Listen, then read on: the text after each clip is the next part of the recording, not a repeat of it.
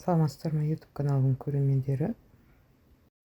Бүгін сіздермен мохито жасау тәсілімен бөлісетін боламын. Видеоның соңына дейін көріп, лайк басып отырыңыздар. Сонымен бізге керегі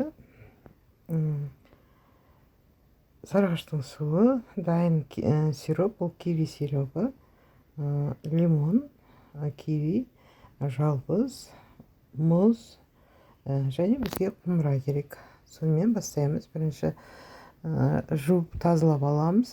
Содан бірінші лимонымызды кесеміз. Сосын кивимізді жапырақшалап осылай кесектеп турап аламыз.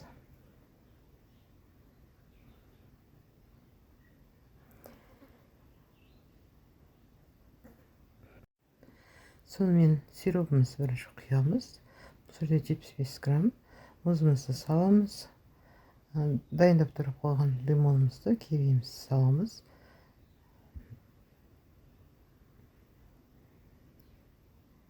Үстіне миятамызды кішкене умаштап саламыз. Дәмі шығу үшін. Үстіне мұздай сарыағаш суын құямыз. Минералды суымызды. Бұл жерде өте мұздай, бәрі дайын.